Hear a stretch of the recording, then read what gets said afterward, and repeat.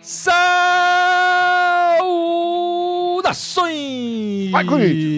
alvinegras! Esse é o podcast Irmandade Corintiana número 426.426. Eu sou o Guilherme.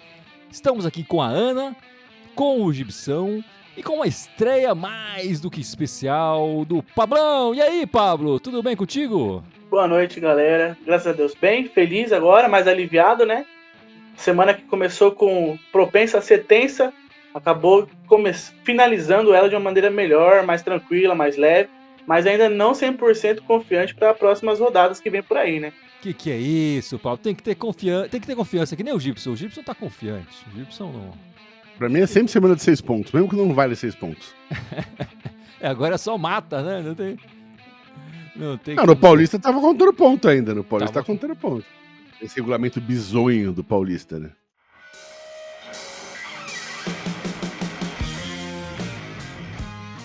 Bom, meus amigos, estamos gravando este podcast 426 no momento que acontece a festa do Oscar, né? Tá começando agora o Oscar junto com a nossa live, nossa gravação do podcast, nessa expectativa aí da Fernanda Torres e do filme Ainda Estou Aqui ganhar pela primeira vez um Oscar e trazer, né, esse homenzinho pelado dourado para o Brasil. Ana, você foi ver o filme, não? Foi sim. Gostou?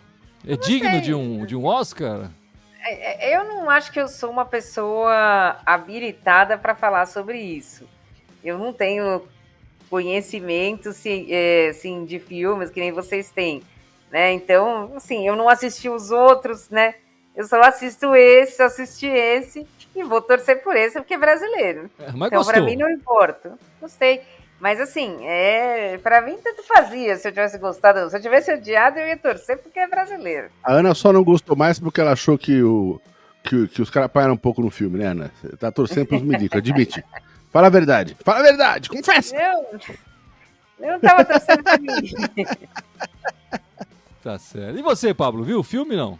O Pablo acho que travou, saiu, caiu? Deu uma travadinha. Ih, rapaz, acho que ele caiu, hein?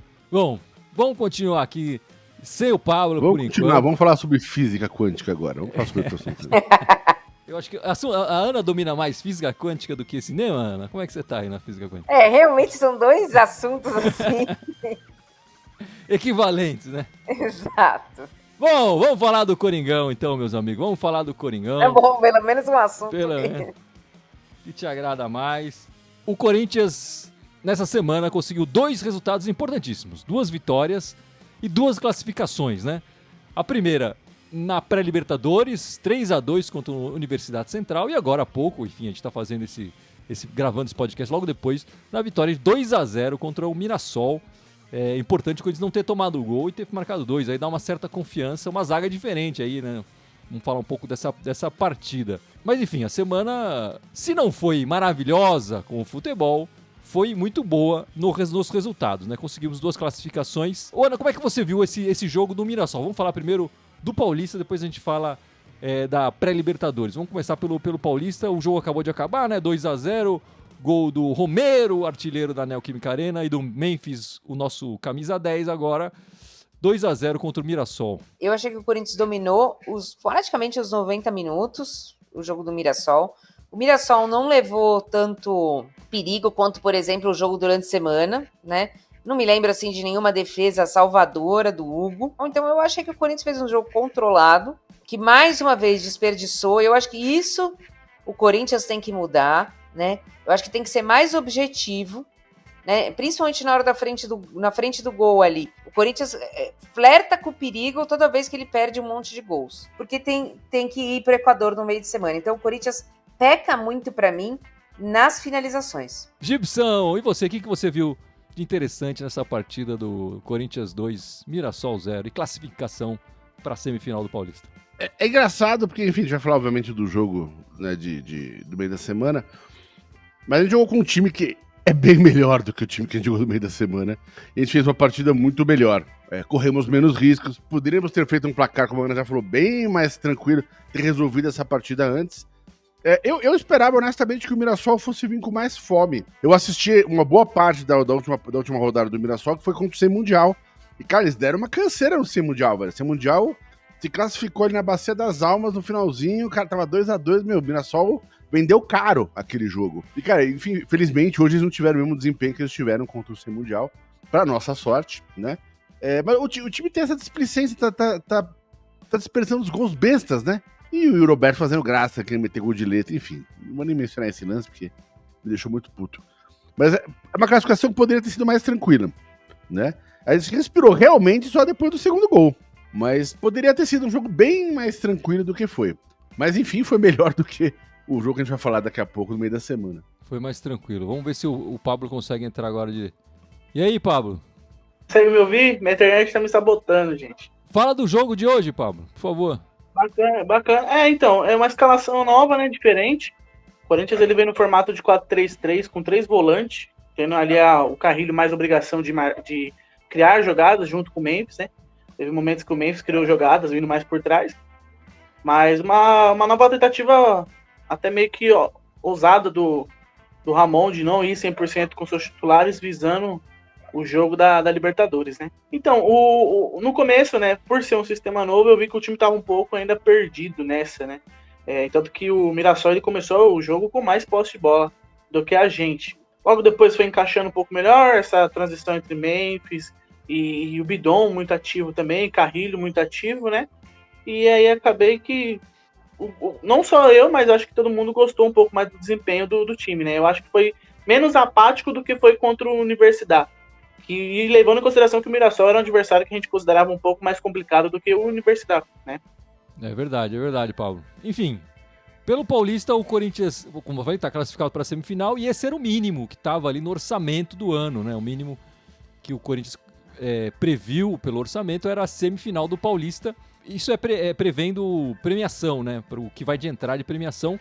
Não é que o objetivo do Corinthians é só esse, enfim, futebolisticamente, é um objetivo financeiro, né? Na Libertadores é chegar nas oitavas da Libertadores, portanto tem que passar dessa pré-Libertadores e passar da fase de grupos. E no Brasileiro é chegar em oitavo, mas no Paulista já atingiu aí economicamente o que era programado pelo orçamento, né? O Corinthians, é a quinta vez que o Corinthians joga contra o Mirassol na Neoquímica Arena e é a quinta vitória, então é um adversário que realmente quando é nosso território não consegue nos ameaçar. E como a gente vem fazendo aquela contagem, né, que o Estatísticas Corinthians trouxe, quer dizer, já são 25 jogos seguidos que o Corinthians marca gols. Essa semana foram 5 gols em 2 jogos. Eu até entendo a gente ficar querendo um futebol melhor e tudo mais, mas assim, eu tenho na memória aquelas semanas que o Corinthians não marcava gol nenhum, né?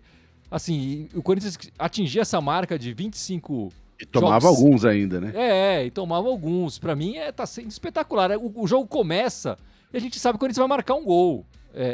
Um tempo atrás, a gente reclamava que o jogo começava e a gente sabia que o Corinthians ia levar um gol, né? Então, a produção ofensiva desse time do Ramon é muito boa, é muito acima do que a gente vinha vendo nos últimos anos.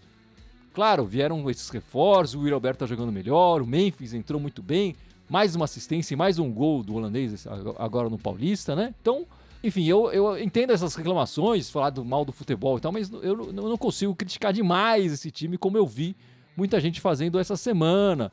Perdemos aí o Pablo de novo. A gente não dá para saber qual vai ser o nosso próximo adversário, né? Porque depende dos 2 jogos que ainda faltam acontecer. A gente sabe que não vai ser o Sem Mundial, que ganhou a partida dele e tá classificado, né? O time da Vila tá jogando agora e tá ganhando, né? Sim. Tá ganhando do Red Bull. E o time da Vila Sônia joga só na segunda-feira. Depende desses 2 resultados pra gente saber qual será o nosso próximo adversário. O Corinthians vai pegar o time com menor pontuação, né? Dos classificados. Então a gente não sabe como vai ser. Mas a gente sabe, Gibson, tem certeza que com essa vitória de hoje, o Corinthians manteve aquela diferença de 4 pontos e independente dos resultados da semifinal, caso o Corinthians chegue numa final, e é o que a gente espera, né?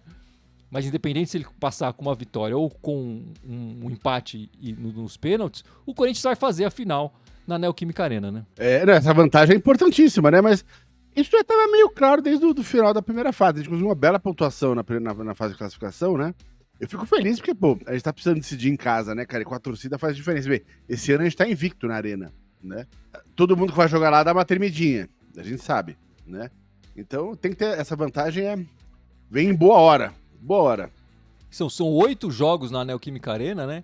E 7 vitórias, apenas um empate ali contra o Guarani, justamente no último jogo ali da fase de grupos, né? Então... com o time C, né? O time B, C, sei lá, enfim. E Ana, o Romero, com o gol de hoje, né? Que ele até abaixou para marcar esse gol na pequena área ali, chega a 66 gols, é o maior artilheiro do século XXI do Corinthians, passando o Jô. Ele já é, né, o maior artilheiro estrangeiro, já é o maior artilheiro da Neoquímica Arena e agora também passa a ser o maior artilheiro do século XXI, passando o digníssimo Jô. É o que a gente já falou aqui, o Romero não é craque, né? A gente não vai falar isso, que o Romero seja craque, mas o Romero é um jogador útil, como o Corinthians já teve vários jogadores úteis em times campeões. Por exemplo, o Jorge Henrique. O Romero fez uma partida boa, não fez uma partida excepcional, não estou falando que foi o melhor jogador da partida, mas ele deu dinâmica ali pela direita. O Corinthians sofreu menos pela direita ali, os ataques. Não foi o que aconteceu do lado esquerdo, mas do lado direito sofreu pouco. Ele participou da jogada do gol, ele participou de outras jogadas. Eu acho que o Romero é um jogador extremamente útil para se ter no elenco. E quando eu falo isso, mas precisa renovar ele por milhões? Lógico que não. Isso aí é uma conta que depois tem que ser feita. Mas que ele é um jogador útil para ter no time, para ser o 12º jogador. E eu sempre falei que era o Thales, mas agora eu acho que o Romero está em melhor fase do que ele. Então, eu acredito que a entrada do Romero hoje, já que a gente não tinha o Garro é o titular, né? Mas a gente não tinha o Garro e nem o Coronado. Eu acho que a entrada do Romero hoje foi um acerto. O Romero vem em melhor fase do que os outros atacantes. Ele foi um acerto total, ele ter entrado ali, não só pelo gol, mas porque o time ficou balanceado com isso. E a torcida gosta, né? Você coloca o Romero em campo, a torcida já tá mais empolgada. Enfim, ele tem um carisma e uma identificação muito grande com a torcida. Mas o Romero tem uma vantagem em cima do Thales, em cima de qualquer outra pessoa, né? Ele é uma lenda, né? Então, isso é outro nível. É uma lenda da onde? É uma lenda da onde? Itaquerense, claro. E, Gibson, o Memphis, com o gol de hoje, segundo gol dele em 2025, mandou uma assistência, foi o craque da partida, eleito pela Irmandade. É a 5ª assistência dele no ano, né? São 11 jogos que o holandês fez. Enfim, ele tá fazendo festa fora de campo e dentro de campo também, né? Não, o holandês, cara, ele me impressionou, assim, a gente já esperava que ele fosse marcar gols, isso era esperado dele. Eu não esperava que ele fosse ser tão bom garçom. E teve vários lances que ele poderia ter finalizado, mas ele tem essa coisa, esse desprendimento, que a gente vê muito no futebol europeu, né, cara? O cara melhor colocado tem que receber a bola. Não interessa se tem a chance de finalizar. E a gente viu nos 2 jogos dessa semana casos opostos disso, que o cara devia ter passado a bola e não, resolveu finalizar. Que é o cara melhor colocado, né, para receber a bola. Enfim, ainda bem que o holandês tem essa mentalidade, eu espero que essa mentalidade vai se impregnando na mente de todos os outros jogadores do time. Olha, eu critiquei ele, acho que faz uns 2, 3... podcasts e continuo criticando, porque para mim, jogador de futebol tem que estar focado naquilo que faz, né? Ele ainda anda muito na noite, não é época disso, né? Tem épocas e épocas, agora não é época disso, né? Ainda mais visando uma convocação para a seleção holandesa, né? Eu acho que não. Mas hoje, para mim, ele foi o melhor jogador da partida, ele fez a função que seria do Garro para mim, que é armar o time, que é ter o passe diferenciado. Ele fez aquilo que se esperava dele, né? Vamos ser sinceros, o time de verde ontem se classificou com 2 gols do moleque lá, que é a sensação. O Santos está classificando com um gol do Neymar. O nosso precisa fazer diferença também, e tem que ser agora. E fez nessa noite, né? Exato, hoje fez. Vamos ver na quarta-feira aí, um jogo fora de casa, enfim, deve ser titular também. E Ana, quem chegou já estreando aí foi o tal do Fabrício Angileri, né? Primeira vez que a gente falou dele aqui, uns podcasts, eu falei Anglieri, mas eu inverti assim. Peço desculpas, é Angileri, o argentino, que estava no Getafe, né? Pediu a rescisão de contrato no Getafe e foi contratado essa semana, inscrito Bidô, e já jogou, já deu um passe para gol aí pro próprio Memphis, né? Gostou do argentino, Ana? O Bidô entrou no lugar do Bidu, né? Exatamente. Eu até me estranhei, eu achei que eu acho que eu li errado, né? Porque eu tinha lido que ele não jogava 9 meses, né? E chegou, já jogou, ele entrou, tava 1-0 ainda, né? Eu já pensei, porra, os caras realmente estão com uma ousadia aí animal, né? Porque eu vou ficar um cara que não joga 9 meses, um jogo mata, né? Porque não é nem mata-mata, é mata. Mas eu achei, assim, um jogador de estatura boa, que parece que joga de cabeça erguida, porque no lance que ele dá assistência para o Memphis, ele levanta a cabeça 2, 3 vezes, vê a posição. Então, assim, acho que é um jogador de maior nível do que o que a gente tinha na lateral esquerda, Hugo e Bidu, que até agora eu não vi o Palácio jogar, então não posso analisar o Palácio. Mas vamos ver. Eu achei corajoso tanto dele quanto dos dias lá dos Ramons de colocarem ele, mas a primeira impressão minha foi boa. Eu realmente não conheço ele de antes, mas a minha impressão foi boa. E lembrando, né, tem isso, talvez acho que por isso até apressaram um pouco a estreia dele, né? Ele não pode jogar essas 2 partidas da Libertadores, né? Ele só pode jogar o Paulista por enquanto. Na Libertadores as inscrições terminaram antes, né? Para essa nova fase da Libertadores não tem novas inscrições, só caso o Corinthians classifique para a fase de grupos, aí sim ele pode ser inscrito. E no Paulista não, o Paulista ele já foi inscrito, então ele pode jogar. Você gostou do argentino, Gibson? A gente viu jogar pouco tempo, assim, e eu acho difícil avaliar o cara por por jogar 20, 25 minutos ali. Mas foi um belo cartão de visita que ele deu logo na chegada dele, né? Dito isso, assim, eu acho que no lance da assistência dele em si, teve uma colaboração ali do Mirassol brutal, porque ele tava sozinho no lance. Assim, deram uma brecha absurda pra ele. Mas com brecha ou sem brecha, ele botou a bola, bicho, certinho ali, né, pro Mendes botar, enfim. Foi um belo... Mas ele brigou por todas as jogadas. Logo no comecinho, quando ele entrou, já tentou fazer um cruzamento. Tava sem ângulo, tá na linha de fundo, mas meteu a bola quase na trave ali. Eu falei, pô, bicho, teve direção esse cruzamento, sabe? Espero que esse cartão de visita dele tenha sido só uma amostra proporcional ao que ele vai fazer quando jogar uma partida inteira, porque aí a coisa vai ficar mais séria. Esse lance, esse cruzamento que ele deu pro Memphis, que ele não chegou na linha de fundo, né? Ele cruzou ali do bico da grande área. Parece que é a especialidade dele pelos vídeos que eu vi de análise do futebol do Fabrício. Parece que é de lá que ele gosta de cruzar mais. Ele não costuma ir até o final da linha de fundo, né? Mas de qualquer forma tá aí uma boa estreia do argentino. Nas entrevistas ele deixa claro que também o Corinthians já tinha procurado ele na janela do meio do ano, mas não conseguiu a contratação. Quer dizer, ele podia já estar no Corinthians e ser mais um desses jogadores que a gente fica falando dessa janela espetacular que fizemos no meio do ano. Mas ele chegou agora, conseguiu a liberação. E vou te falar, enfim, eu espero que ele ganhe a posição, porque eu acho que nem o Bidu, nem o Hugo estavam fazendo anos muito satisfatórios, né? Acho que estavam todos muito abaixo do que a gente esperava de um lateral esquerdo. E eu acho, puxando já, o Mateuzinho também, pelo amor de Deus, viu? Mas enfim, Corinthians classificado para semifinal do Paulista. Estamos aguardando aí a definição do nosso próximo adversário. E só trazendo aqui as atualizações do Oscar, que eu tô recebendo aqui as atualizações. O Kieran Culkin levou o melhor ator coadjuvante e o Flow, Gibson, aquele filme do gatinho, levou a animação. E a gente tá na expectativa aqui da Fernanda Torres ganhar e do Estrangeiro também, Flow, né? Tinha um filme de gatinho? Não tô nem sabendo. Filme de gatinho. A animação da Lituânia. Ganhou. Ó. Primeiro Oscar da Lituânia. Espero que hoje também venha o primeiro Oscar pro Brasil aí, né? E vamos falar da Libertadores. O Corinthians sofreu, mas tá classificado para a terceira fase da pré-Libertadores.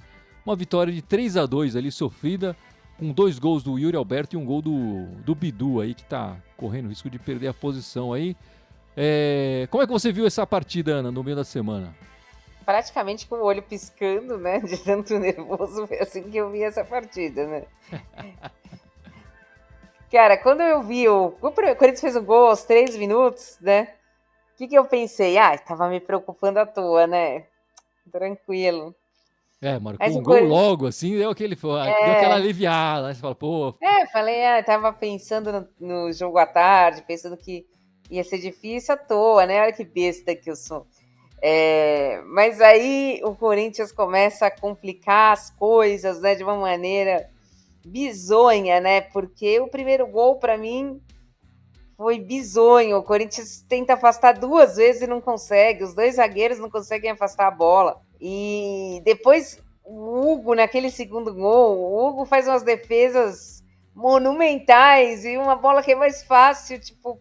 Aí eu pensei, porra, não é possível. Posso falar a verdade? Eu acho que o Corinthians sentiu como se fosse uma Libertadores mesmo. Eu sei que é uma pré-Libertadores, mas o Corinthians sentiu o peso de precisar ganhar um jogo de Libertadores e não conseguia desenvolver o futebol. Estava sentindo o peso psicológico de ter que obrigatoriamente ganhar esse jogo, porque toda a imprensa já tinha colocado a Universidade Central como se tivesse tomado uma goleada, que não aconteceu nem no primeiro jogo e nem no segundo jogo.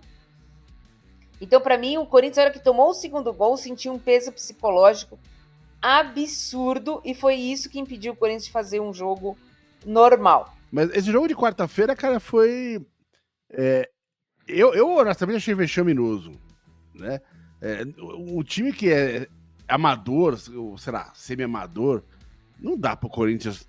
Assim, tudo bem, na primeira partida o empate ainda foi um gol contra nosso, velho. Os caras não conseguiram marcar, a gente ajudou os caras. Mas chega aqui, bicho, toma um golzinho, aí vai lá, faz um golzinho, aí toma um empate logo na sequência, aí faz o segundo, toma um empate, e você fala, porra, bicho, não, é muito feio, jogando em casa, né, com a torcida toda a favor. Assim, cara, era um jogo pra ter ganhado, sair de 3-4-0 e, bicho, sabe, no segundo tempo jogar com as reservas, né? E, enfim, mas o Corinthians sentiu, foi o que ela falou, acho que esse lance de tomar os empates logo na sequência, isso teve um preço alto, no mental da equipe, né? Eles sentiram, né? E demoraram um tempo, assim, o terceiro gol, você vê que depurou, ficar depurando o time para até sair esse terceiro gol, né? Então, eu espero que essa semana vai ser um jogo, eu acho que a gente vai fazer um jogo mais legal, não sei, pode ser só um achômetro, impressão minha. Eu acho que a gente vai fazer um jogo melhor essa 4 que a gente fez no outro jogo. Não tem a coisa da estreia da Libertadores, né? Tem um pouco o peso de assim, ter que ganhar a vaga ainda pra valer na fase de grupos, né? Mas acho que já passou, né?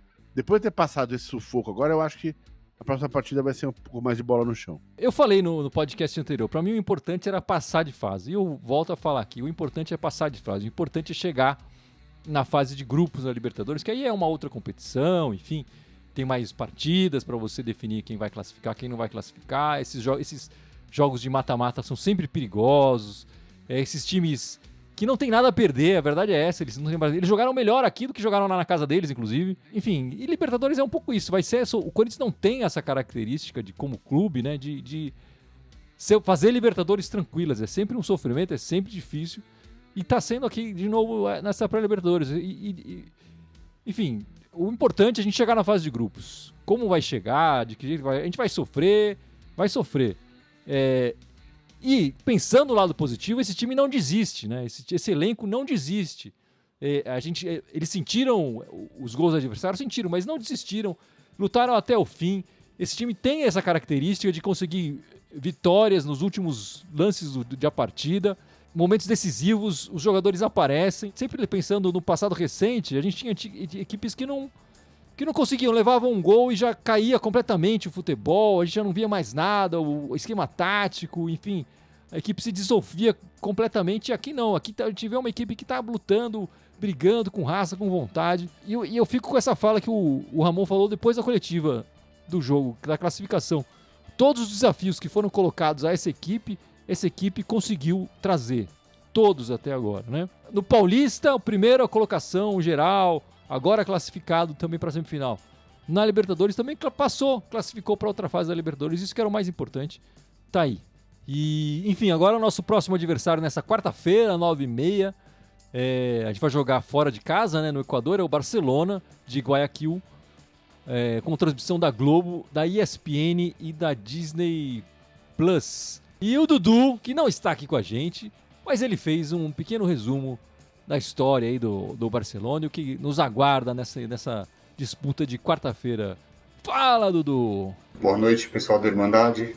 Hoje eu não estou presente no programa com vocês, mas vou deixar mais informações do nosso próximo adversário na terceira fase da pré-Libertadores, que é o Barcelona de Guayaquil. Muito parecido com o time venezuelano que a gente acabou de enfrentar, eles são um clube quase centenário. Eles foram fundados em 1º de maio de 1925. Por um grupo de torcedores espanhóis da Catalunha, fãs do Barcelona, que resolveram homenagear o clube de coração na cidade do Equador. Eles disputam o campeonato equatoriano na primeira divisão desde 1957, são um clube de maior torcida, que representa 43% dos torcedores do Equador. É uma torcida fanática que empurra o time, é o clube que mais vezes foi campeão do Equador, com 16 títulos. Eles acabaram já sendo 2 vezes vice-campeões da Copa Libertadores, em 1990 e em 1998, perdendo a final para o Vasco. O técnico deles, ele foi jogador, virou auxiliar técnico, foi diretor técnico, técnico interino, voltou para auxiliar e desde outubro de 24 está efetivado no comando técnico, ou seja, está bastante tempo lá. É um clube que jogou muito pouco esse ano. Foram apenas 4 partidas, 2 pelo Campeonato do Equador e 2 pela segunda fase da pré-Libertadores. Eles têm um empate e uma vitória em cada. Eles estão jogando no sábado, então eles vão ter um dia a mais de descanso em relação ao Corinthians. O estádio deles é um estádio para capacidade de quase 58 mil pessoas. Não vai ser um jogo muito fácil. Não existe altitude em Guayaquil, mas é uma logística muito complicada para se chegar lá, né? Além do avião, tem que pegar ônibus, uma viagem cansativa que o Corinthians vai ter que enfrentar indo para lá. Mas acredito que o Corinthians tem condições, sim, vai ser um grande jogo e espero que dê tudo certo pra gente. Ótima noite. Aí, Dudu, muito obrigado pela sua participação, pelo seu vídeo aí falando do Barcelona de Guayaquil. Qual é a sua expectativa para esse jogo, quarta-feira, Ana? Sofrimento no puro suco do sofrimento. Eu tenho uma dificuldade de ver o Corinthians contra time equatoriano. Acho que eles são um time forte fisicamente. Eu acho que o Corinthians vai para lá e vai para empatar esse jogo para tentar resolver na Neoquímica Arena.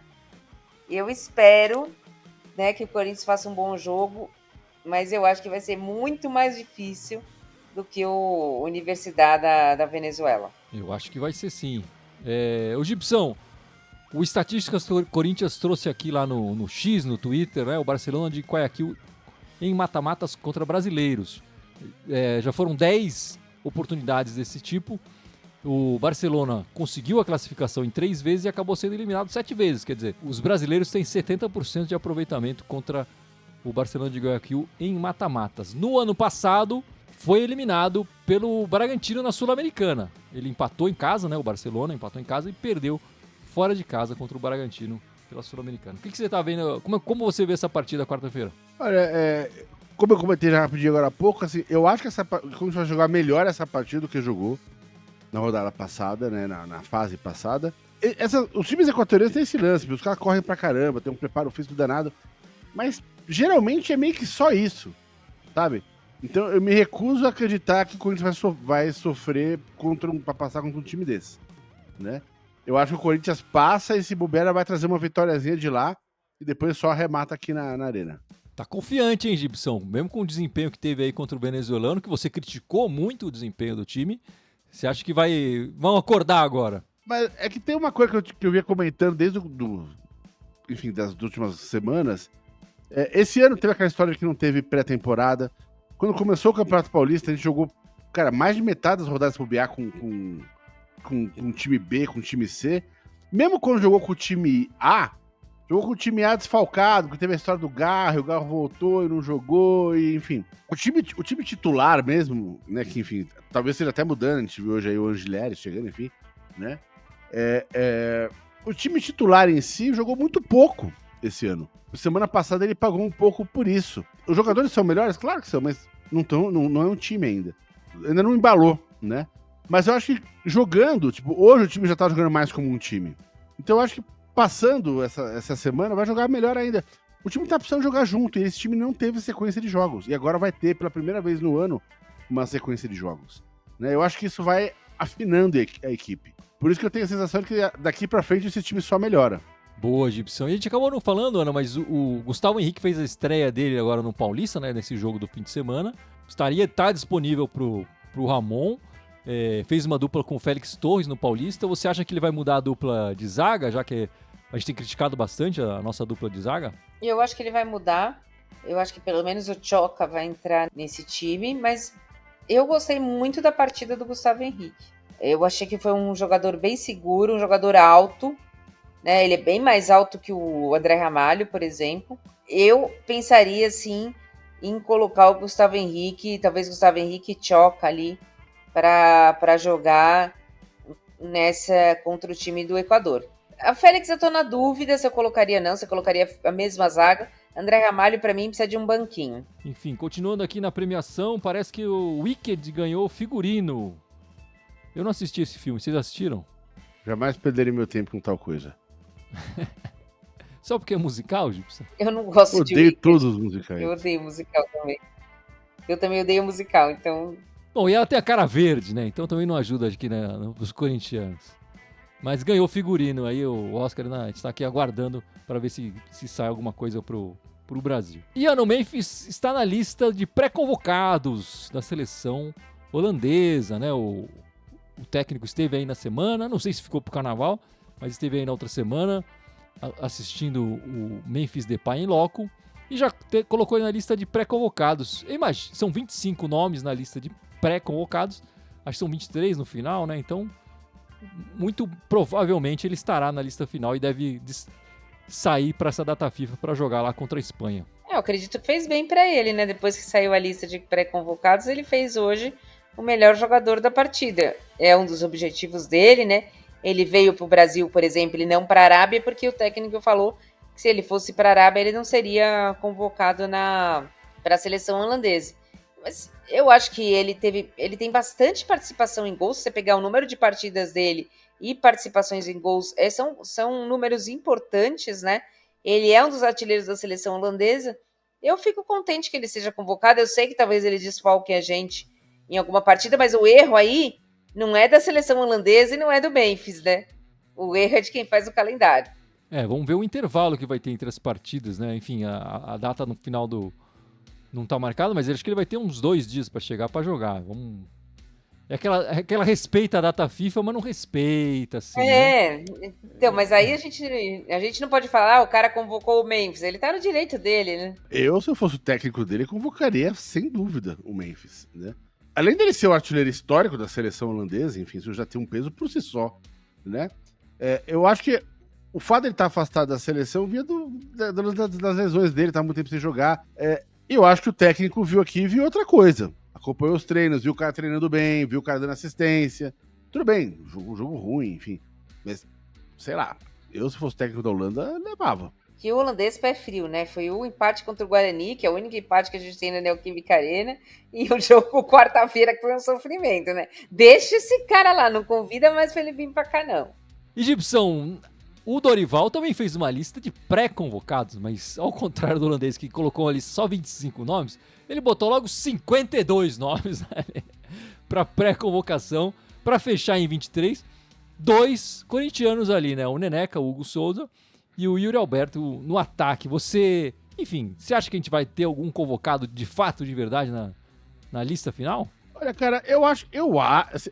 Depende do que você vai querer fazer algum teste ou não. Porque quando o cara convocar, eu vou falar, vou usar esse jogo pra fazer teste. Se ele não vai fazer teste, eu acho que não. Se ele quiser fazer teste, eu levaria, no lugar dele, pelo menos o Neneca, que tá merecendo pra caramba, né? O Yuri, nesse começo de temporada, tá oscilando um pouco. Mas essa lista de 50 e tantos nomes, cara, isso aí é causa pra demissão de técnico, né? O cara não consegue decidir. Então, fazemos ali, ó, na minha pré-lista estão todos os jogadores brasileiros nascidos aqui. Acabou. Mais fácil, né? Dá menos trabalho. Essa história de pré-lista com 52 nomes, pra mim fica uma coisa, tipo, vamos agradar a todos os clubes brasileiros, vamos agradar os empresários, os jogadores, e enfim, é meio isso, né, Ana? Politicagem. Eu também acho, nem sei onde ele arranjou 52 jogadores brasileiros jogando bem, né? Tipo, nós estamos no começo da temporada aqui no Brasil, quer dizer, tipo, Não, é demais. Enfim, é um absurdo uma lista de 52 nomes. Agora, Ana, você acha que o Yuri e o Neneca estão merecendo? Vão estar na lista final? É o que eu te falei, eu não vejo goleiro jogando mais do que o Neneca, então, mas para mim o melhor goleiro atualmente no Brasil é o Hugo, né? E a gente não tem também uma safra muito boa de centroavantes, ainda mais com o Pedro machucado. Mas assim também, né? Exatamente o que o Gibson falou. Vai desfalcar o time, então bota o cara para jogar pelo menos, né? Porque às vezes leva e nem joga. Vamos aguardar um pouco para saber quem vai ser de fato convocado ou não. É que o Dorival vai ter que fazer uma lista mesmo, né? Porque até agora ele perguntou quais nomes você lembra de jogador. Ele foi pondo ali, agora ele tem que fazer a lista. E essa semana o Corinthians confirmou a venda, né, do nosso lateral Denner da base, que fez aí a Copinha São Paulo esse ano, para o Chelsea, né? 10 milhões de euros, 60 milhões de reais, né? Mais ou menos, um pouco mais que isso até, mais 4 milhões de euros de bônus por metas ali quando o garoto chegar lá, né? Porque ele só vai no ano que vem. Ele tem 17 anos, então só pode ir quando fizer 18 anos de opção. Nosso lateral esquerdo da base, estamos perdendo aí. Não sei se ele deve jogar com o time titular aí, já que a gente já tem 4 laterais esquerdos agora, né? Com o Angelelli chegando aí. Eu acho difícil ele jogar no time principal. Mas essa venda foi daquelas vendas que, assim, vendeu por um sair de graça, né? De sair zerada, brincadeira. Porque era isso, ou então não ganhar nada em cima. Então, melhor vender antes. Então é triste. Enfim, o moleque poderia ter um tempinho a mais aqui no Corinthians pra maturar, ver o que acontece, sabe? De repente, mesmo que ele não fosse ficar, né? Mas, pô, de repente vender melhor e vender direito, sabe? Assim, mas é mais uma daquelas coisas que vem pendurado de gestões anteriores, né? Mas com esses 60 milhões de reais, quer dizer, no orçamento do Corinthians para esse ano 2025, ele teria que chegar em 180 milhões de reais com venda de jogadores, né? E aí já faz um terço só com a venda do lateral Denner pro Chelsea. Um terço da meta de venda já está garantido. Imagino que o Corinthians vai ter que se desfazer de algum jogador no meio do ano também, não sei qual e qual o valor que vai ser envolvido nessas próximas negociações, né? Por isso que é importante o Pedro Raul fazer bastante gol lá no Ceará. É verdade. De repente alguém se interessa e leva o cara no meio do ano. Aí a gente já começa a fazer mais, mas... Se vender, ele também conta como dinheirinho ali. Claro, com certeza, com certeza. Enfim, a campanha do Arena, né, da Gaviões lá pro quitação da Neoquímica Arena, né, pro estádio, enfim, chegou em 38 milhões arrecadados. E só pra gente ter uma ideia, né, o Criança Esperança, normalmente, que é uma iniciativa que só dura um dia, se não me engano, né? Não é só um dia, um período mais curto, não é só um dia, né? Normalmente arrecada uns 15 milhões por ano, né? O Corinthians já tá mais que o dobro disso. E o Teleton, que é outra iniciativa de assistência, normalmente arrecada 34 milhões por ano. Então o Corinthians a Gaviões, né, nessa vaquinha, já arrecadou aí mais do que o Criança Esperança e mais que o Teleton. Mas ainda longe do objetivo final, que são os 700 milhões aí, Gibson. Eu já falei, o ano só começa depois do carnaval. Então o ano começa daqui a uma semana, exatamente. Porque todo mundo prometeu, a Gaviões prometeu uma série de ações para, enfim, alavancar as doações. O Corinthians tinha falado que ia fazer uma série de ações também. Mas é necessário manter essa campanha. Não pode deixar ela ali quietinha, bicho. Tem que estar na mídia direto, cara. Né? E eu acho que o Corinthians devia engajar um pouquinho mais. Eu sei que ele tá tentando se manter distante, que é uma coisa da Gaviões. Ele tenta se manter mais neutro. Mas, cara, tem que botar isso aí. Botar a faixa no estádio, velho. Sabe? Tem que, botar nas redes sociais do clube. Tem que, cara, botar na camisa de jogo, sei lá, dá um jeito, cara, né? Porque, cara, assim, você vê, foram 38 milhões, mas se você for ver o abate da dívida, já deve ter passado 50. Porque você vai abatendo, você vai cortando juros a serem pagos, né? Então, assim, cara, cada graninha que vai entrando, vai ajudando nessa história da Arena. Vai ajudando. E agora passou o começo de ano, então ficar pagando um monte de imposto, IPTU, IPVA, blá, blá. Então agora, cara, é uma hora pra retomar isso, retomar com força. Porque eu acho que ainda dá pra arrecadar muito mais dinheiro. Tá faltando um pouco do marketing aí. Eu não sei exatamente se é o marketing da Gaviões ou é o marketing do Corinthians. Falaram que ia colocar os nomes dos intervalos, mas falta também divulgar mais isso, né? Eu acho que o marketing aí tá pecando um pouco. Podia ter colocado Eu não assisti o desfile ontem, mas alguma coisa no desfile da escola, alguma coisa assim, para ajudar a arrecadar ali o dinheiro, né? Alguma coisa mais que faça colocar na mídia mesmo. Eu acho que já deu uma esquecidinha ali. Estão me falando aqui que a Nora ganhou o roteiro aqui no Oscar e o Conclave ganhou o roteiro adaptado. Então, os prêmios de roteiro aí que saíram. Ana, tem alguma novidade das Brabas? Não? É só o jogo mesmo, que vai ser dia 16, né? É um domingo, 4 horas da tarde, vai passar na Globo. É o jogo da Supercopa Feminina. É um campeonato que é a última vez que vai ter. O formato não tem semelhante no masculino, né? Depois, a partir do ano que vem, o formato vai ser semelhante ao masculino, que é o campeão da Copa do Brasil contra o campeão do brasileiro. E o Corinthians estreia fora de casa, na Arena do Grêmio, contra o Grêmio, dia 16 de março, 4 da tarde. Foi sorteio, por isso que o mando é do Grêmio. É jogo só mata, como é essa fase do Campeonato Paulista. E se passar, vem o vencedor de Cruzeiro e Bahia. Ah, tá. Isso que eu ia perguntar o formato. São 2 jogos eliminatórios, é isso então? Isso, é assim, ó. É semifinal e final, é isso? Não é quarta, semi e final. Ah, tá. Só que é só mata, não é mata-mata, é só um jogo. Tô com saudade de ver as Bravas jogar, né? Então espero que retome o calendário logo pra gente poder matar a saudade. O Paulista lá, o jogo do time Tá 2-0. Então deve ser. Porque vai depender do jogo de amanhã, não tem jeito. A gente vai ter que esperar. Então vamos aguardar a definição do Campeonato Paulista.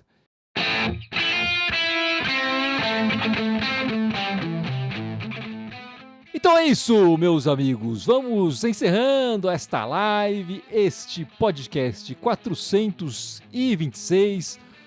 Uma pena que o Pablo caiu aí no meio da nossa transmissão, participou muito pouco. Espero que ele volte e participe de verdade, de fato, aí nas próximas semanas. Mas enquanto isso não acontece, Gibson, lembra as nossas redes sociais, por favor. Bora lá, então estamos ao vivo aqui no YouTube, temos também o Instagram, Facebook, o Twitter, X ou X, como você quiser chamar, o SoundCloud, iTunes, Deezer, Spotify, Telegram, TikTok e Blue Sky. Todos eles Irmandade Corintiana com TH, pelo amor de Deus, escrevam certo. Só no Blue Sky e no Twitter /X/X, que é Irmandade Timão. E Ana, semana que vem estaremos de volta. Olha, eu acredito que vai ser no mesmo horário dessa semana, né, depois do jogo. O jogo deve ser 6h30, porque é o horário fixo da Record. 8h30 termina. Se graças a Deus não vai ter pênalti, que nós vamos ganhar a tempo normal. 9 horas estaremos aqui, né, para fazer uma live de classificação para a final. Mas sempre que a gente não faz uma live de final, né? Faz tempo. Tá na hora. Ficamos no aguardo dessa definição do nosso adversário no Paulista e da grade, enfim, de transmissão, mas eu acredito que vai ser isso mesmo. O Corinthians deve ficar com o jogo principal no domingo, 6h30 da noite. Bem provável.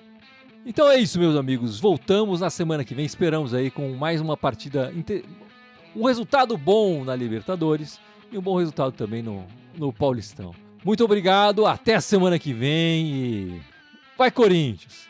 Vai Corinthians! Vai Corinthians!